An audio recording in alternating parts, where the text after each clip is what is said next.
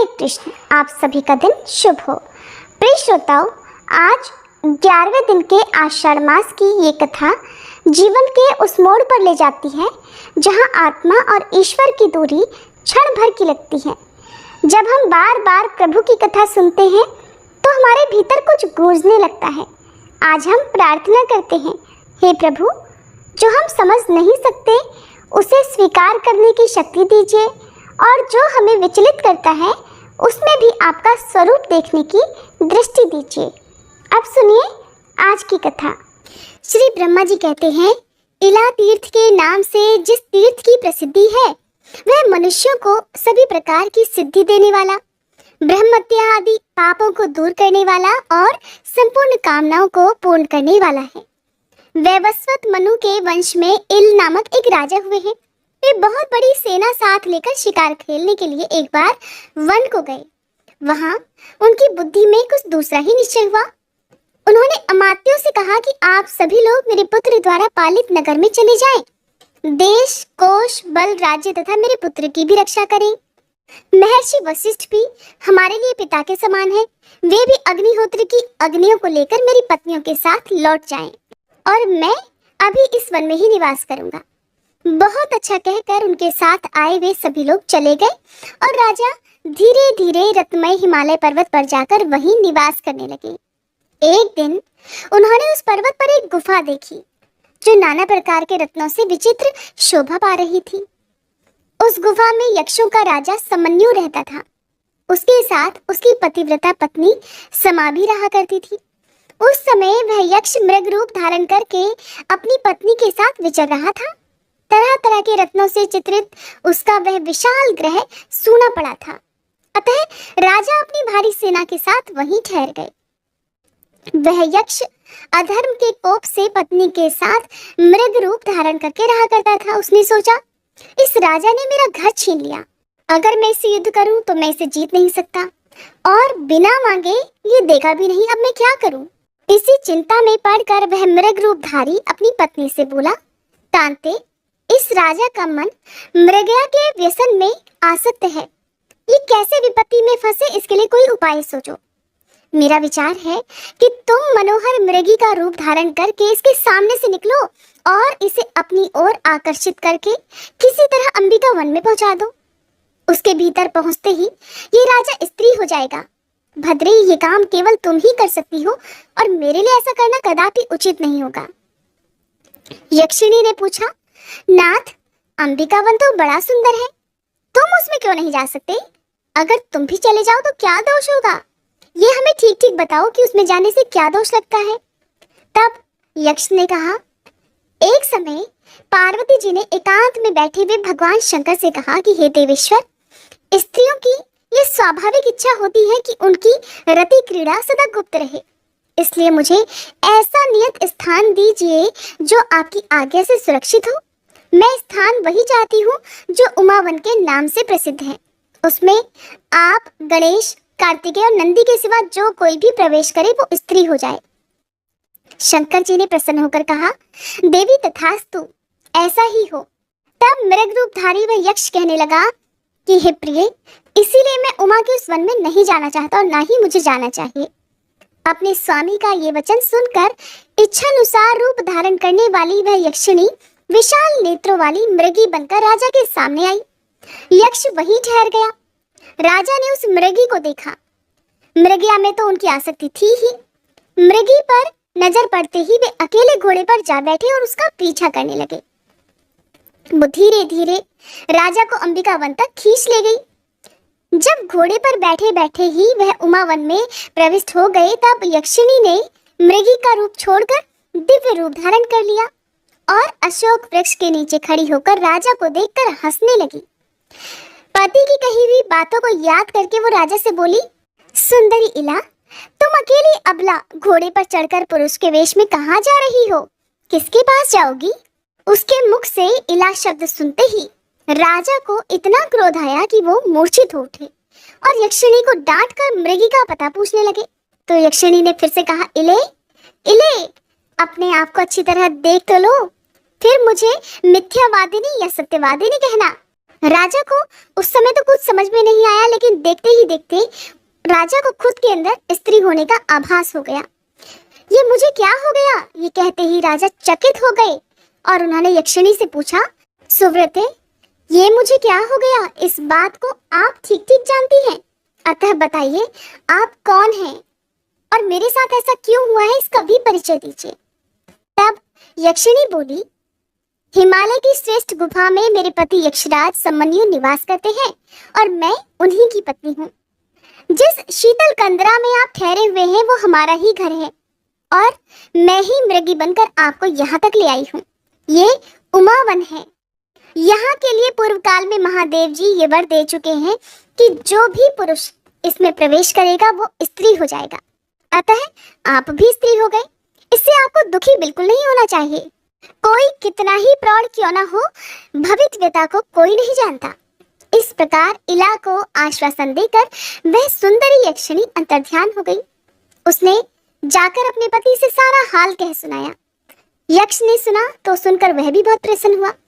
इधर इला गाती और नृत्य करती हुई उमावन में ही रहने लगी। वह कर्म की गति का स्मरण करती हुई स्त्री स्वभाव के अनुसार ही चेष्टा करती थी। एक दिन जब इला नृत्य कर रही थी तो बुध ने उसे देखा।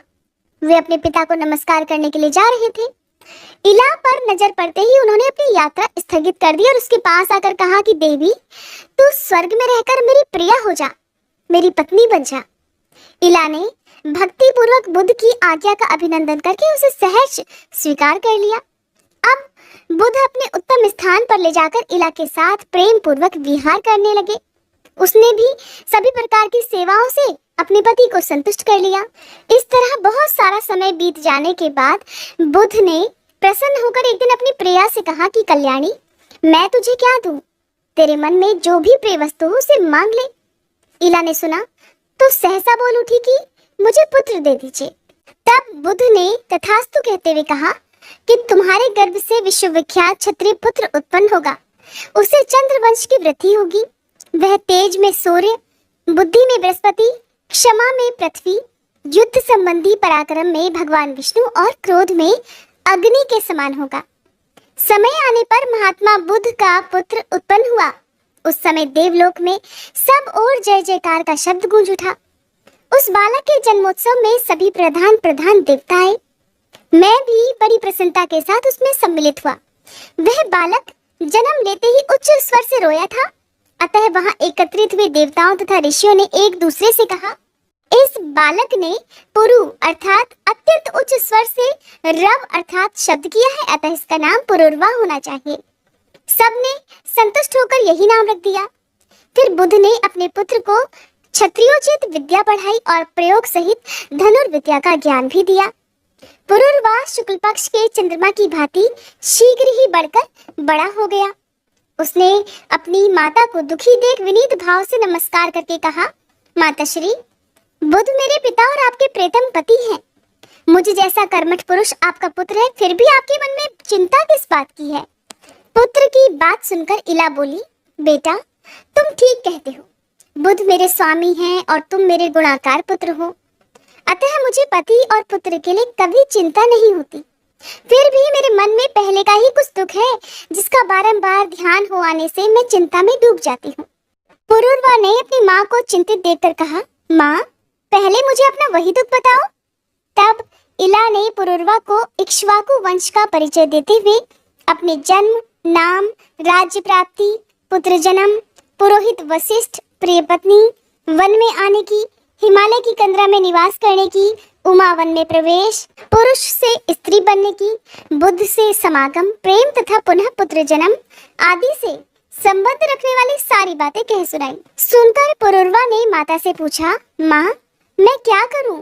क्या करने से शुभ परिणाम होगा और तुम्हारा दुख भी दूर हो जाएगा? तो इला बोली, बेटा, तुम्हारे अनुग्रह से मैं पुरुषत्व की प्राप्ति, उत्तम राज्य, तुम्हारा तथा अन्य पुत्रों का अभिषेक, दान देना, यज्ञ करना तथा मुक्ति के मार्ग का अवलोकन करना, ये आदि सब कुछ करना चाहती हूँ। तुम अपने पिता बुद्ध के पास जाकर सभी बातें यथार्थ रूप से पूछो। वे सब जानते हैं, तुम्हारे लिए हितकर उपदेश अवश्य देंगे। माता के कहने से पुरुरवा अपने पिता के पास गई और उन्हें प्रणाम करके उन्होंने अपनी माता का तथा अपना कर्तव्य पूछा। बुद्ध ने कहा, महामते, मैं राजा इल को जानता हूँ। उनके इला होने का वृतांत भी मुझसे छुपा नहीं है। उमा के वन में आना और उस वन के विषय में भगवान शंकर की आज्ञा का हाल भी मुझे मालूम है। बेटा, भगवान शिव और माता पार्वती के प्रसाद से इल का शाप दूर हो सकता है। उन दोनों की आराधना के सिवा दूसरा कोई उपाय नहीं है। तुम गोदावरी नदी के तट पर जाओ, वहां भगवान शिव पार्वती जी के साथ सदा विराजमान रहते हैं। वे ही वरदान देकर शाप का नाश करेंगे। पिता की बातें सुनकर पुरुरवा बहुत प्रसन्न हुए। उन्होंने माता को पुरुषत्व प्राप्त होने की इच्छा से हिमालय पर्वत, माता पिता तथा गुरु को मस्तक झुकाया और तपस्या करने के लिए तुरंत ही त्रिभुवन पावनी गौतमी गंगा की ओर प्रस्थान किया। पुत्र के पीछे पीछे इला और बुद्ध भी गए। वे सब लोग गौतमी के तट पर पहुंचे और वहां स्नान करके तपस्या करते हुए भगवान की स्तुति करने लगे। पहले बुद्ध ने, फिर इला ने, फिर पुरुरवा ने देवी पार्वती तथा भगवान शंकर का स्तवन किया।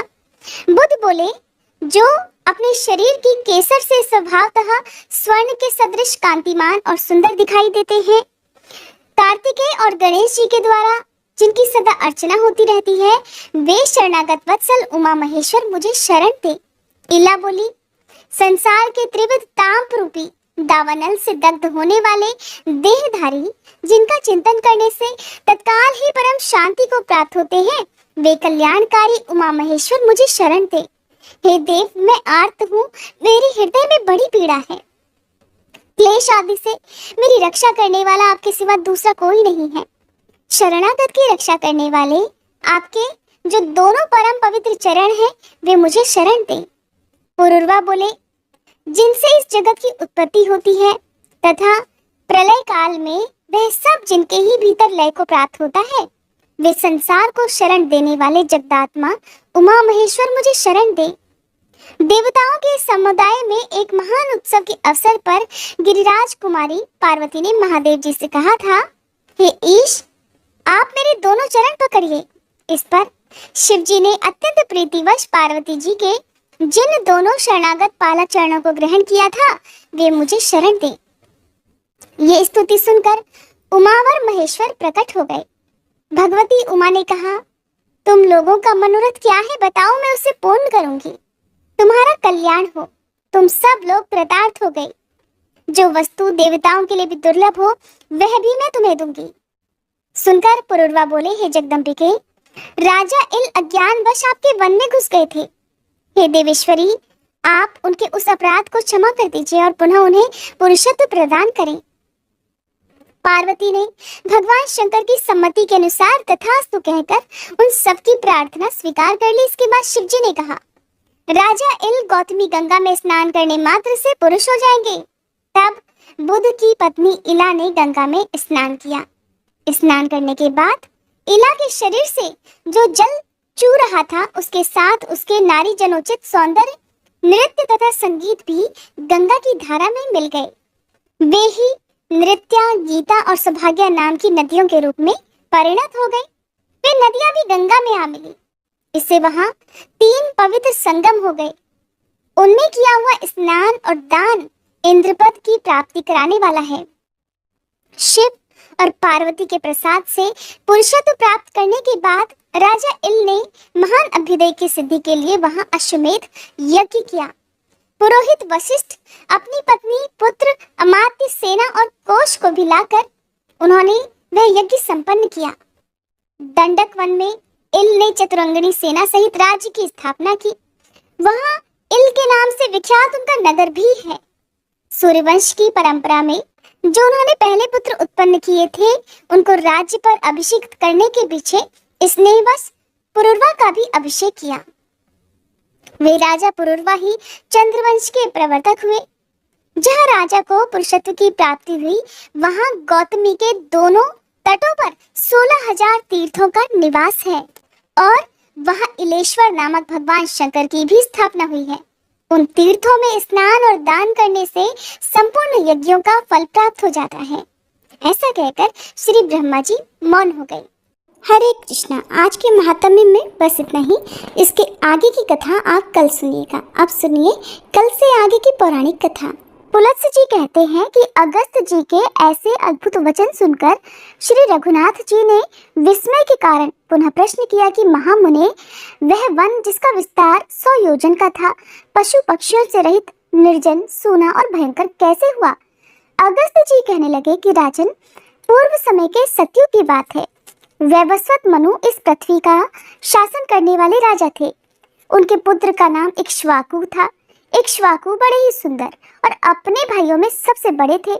महाराज उन्हें बहुत मानते थे। उन्होंने इक्ष्वाकु को भूमंडल के राज्य पर अभिषिक्त करके कहा कि तुम पृथ्वी के राजवंशों के सम्राट बनो।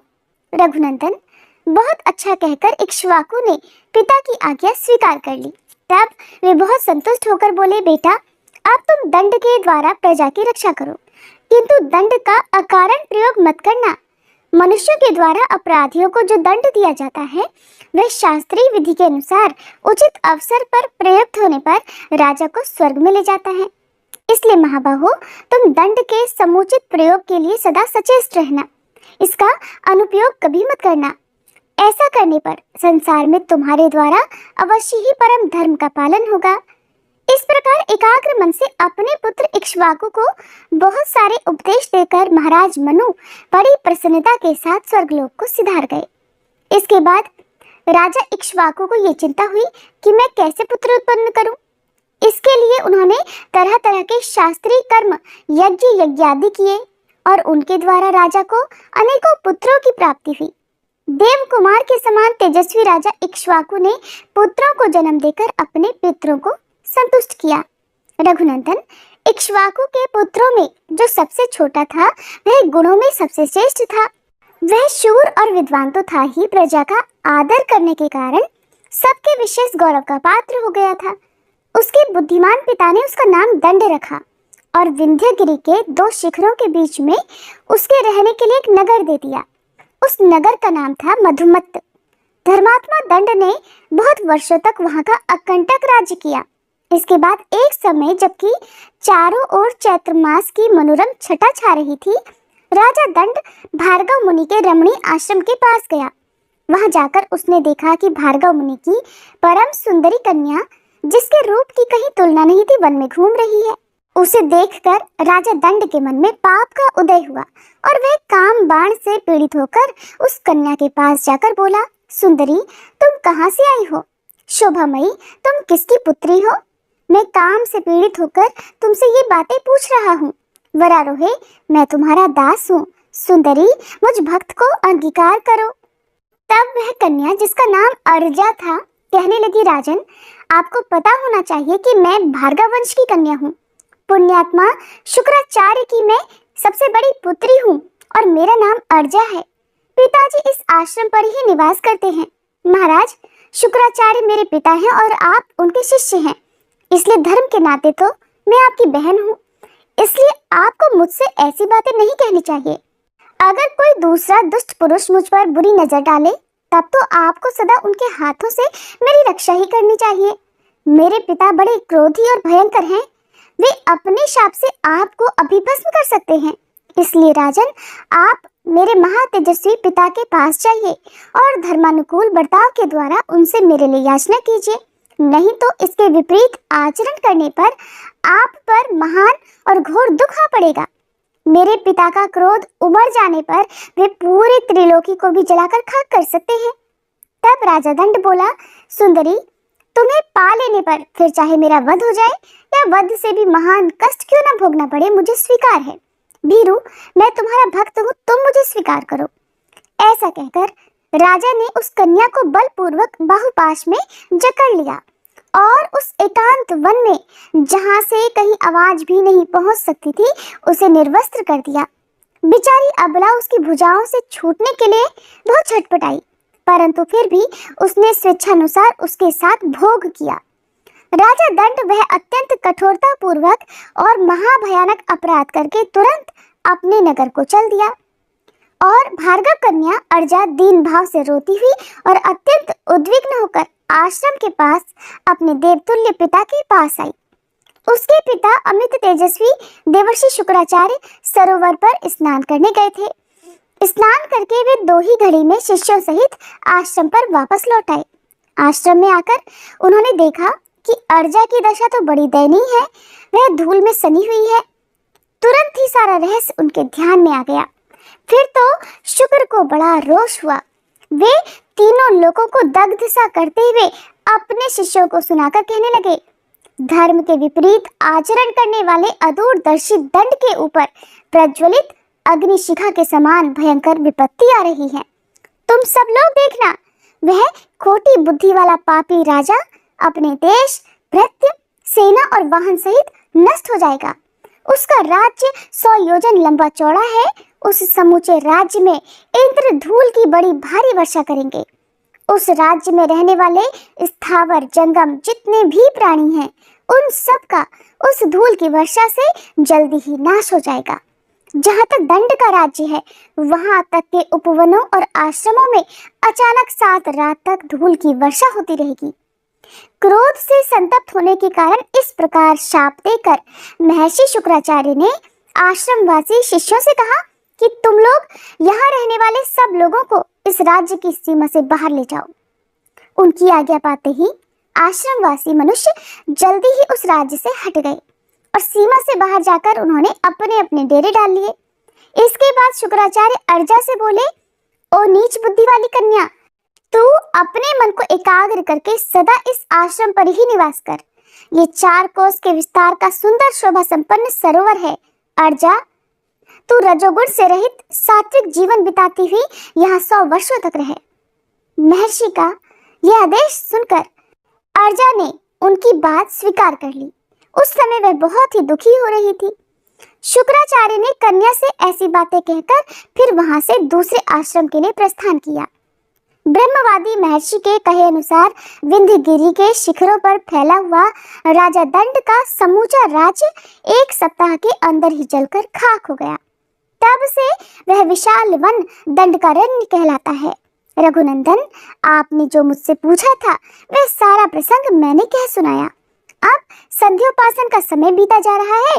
ये महर्षिगण सब और जल से भरे घड़े लेकर अर्घ देकर भगवान सूर्य की पूजा कर रहे हैं। आप भी चलकर संध्या वंदन कीजिए। ऋषि की आज्ञा मानकर श्री रघुनाथ जी संध्योपासन करने के लिए उस पवित्र सरोवर के तट पर गए। इसके बाद आचमन और सायं संध्या करके श्री रघुनाथ जी महात्मा कुंभज के आश्रम में गए। वहां उन्होंने बड़े आदर के साथ अधिक गुणकारी फल मूल और रसीले साग भोजन के लिए अर्पित किए। राजा श्री राम ने बड़ी प्रसन्नता के साथ उस अमृत के समान मधुर भोजन का भोग लगाया और पूर्ण तृप्त होकर रात में वहीं विश्राम किया। सवेरे उठकर उन्होंने अपना नित्य कर्म किया और वहां से विदा होने के लिए महर्षि के पास गए। वहां जाकर उन्होंने मुनि को प्रणाम किया और कहने लगे, ब्राह्मण, अब मैं आपसे विदा लेना चाहता हूँ, आप आज्ञा देने की कृपा करें। महामुनि, आज मैं आपके दर्शन से कृतार्थ और अनुग्रहित हुआ। श्री राम जी के ऐसे अद्भुत वचन कहने पर तपस्वी अगस्त्य जी ने बहुत प्रसन्न होकर कहा, श्री राम, कल्याणमय अक्षरों से युक्त आपका यह वचन बड़ा ही अद्भुत है। रघुनंदन, इस संपूर्ण प्राणियों को पवित्र करने वाला है। जो मनुष्य आपको 2 घड़ी भी देख लेते हैं, वे समस्त प्राणियों में पवित्र और देवता कहलाते हैं। रघुश्रेष्ठ, आप समस्त देहधारियों के लिए परम पावन हैं और आपका प्रभाव ऐसा ही है। जो लोग आपकी चर्चा करेंगे उन्हें भी सिद्धि प्राप्त होगी। आप इस मार्ग से शांत और निर्भय होकर जाइए और धर्म पूर्वक राज्य का पालन कीजिए, क्योंकि आप ही इस जगत के एकमात्र सहारे हैं।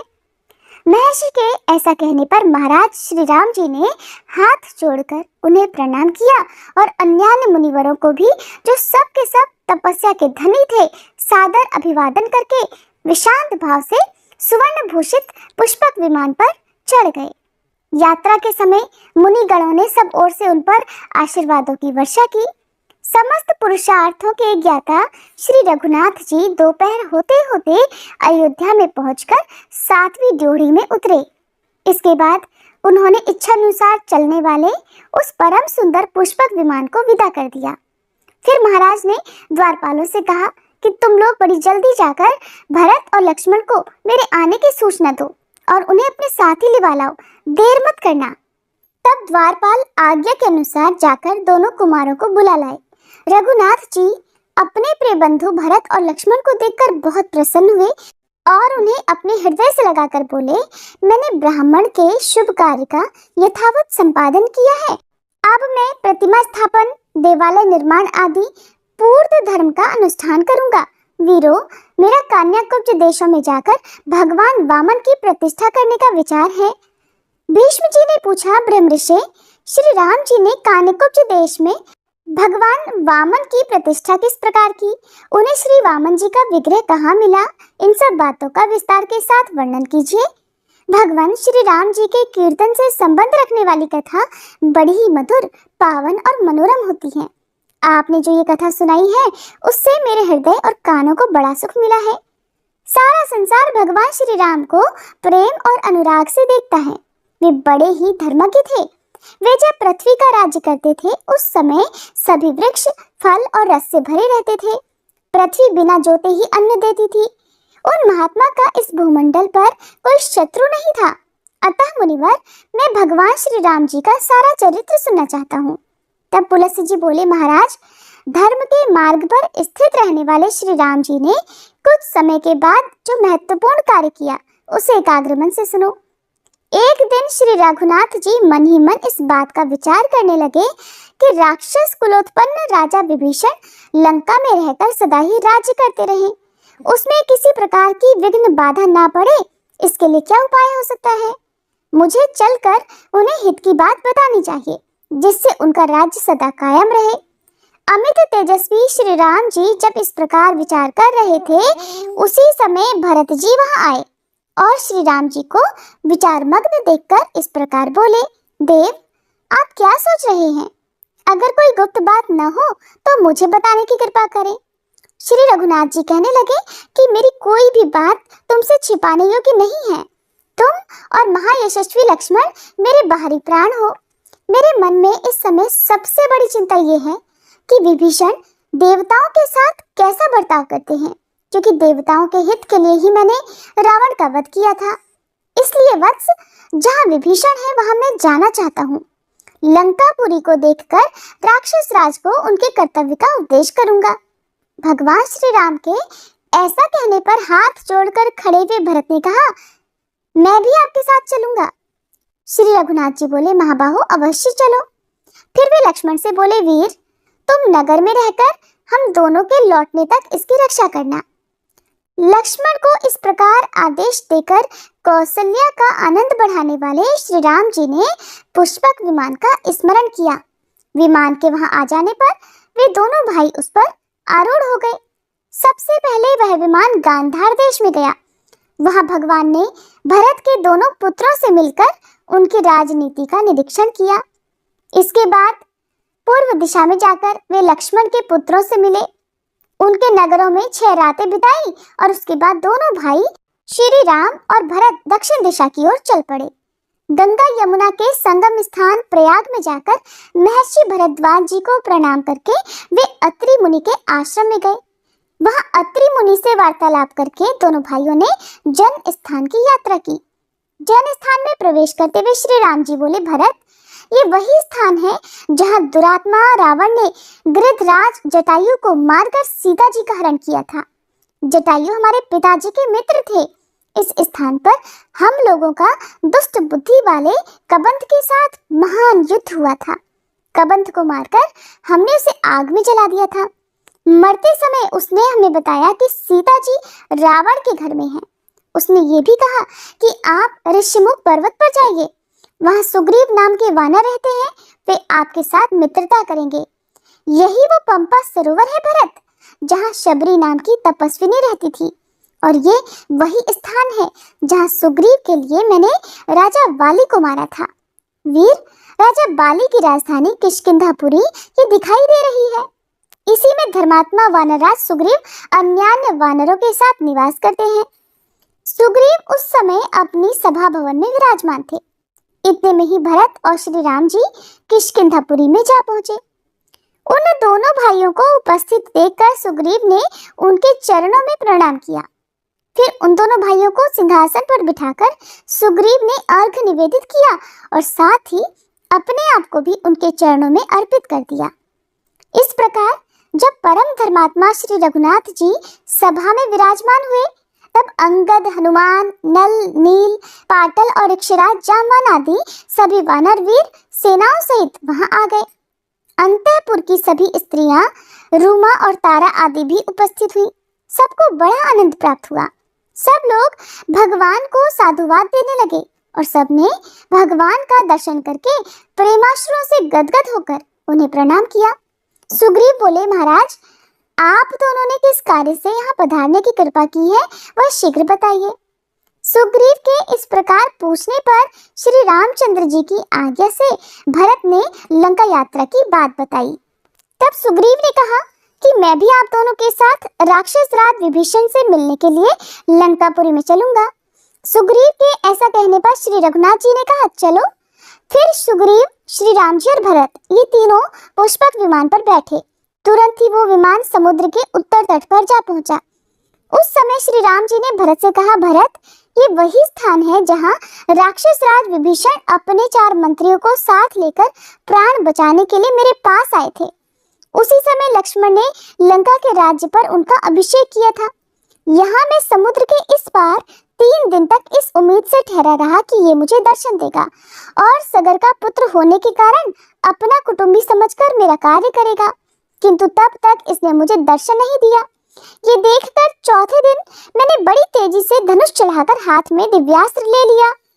ये देखकर समुद्र को बड़ा भय हुआ और वह शरणार्थी होकर लक्ष्मण के पास पहुंचा। सुग्रीव ने भी बहुत अनुनय विनय किया और कहा कि प्रभु से क्षमा कर दीजिए। तब मैंने वह बाण मरुदेश में फेंक दिया। इसके बाद समुद्र ने मुझसे कहा, रघुनंदन, आप मेरे ऊपर पुल बांधकर जल राशि से भरे महासागर के पार चले जाइए। तब मैंने वरुण के निवास स्थान समुद्र पर ये महान पुल बांधा था। श्रेष्ठ वानरों ने मिलकर 3 ही दिनों में ये कार्य पूरा किया था। पहले दिन उन्होंने 14 योजन तक पुल बांधा, दूसरे दिन 36 योजन तक और तीसरे दिन 100 योजन तक का पूरा पुल तैयार कर दिया। देखो, ये लंका दिखाई दे रही है। इसका परकोटा और नगर द्वार सब सोने के बने हुए हैं। यहाँ वानर वीरों ने बहुत बड़ा घेरा डाला था। यहाँ नील ने राक्षस श्रेष्ठ प्रहस्त का वध किया था।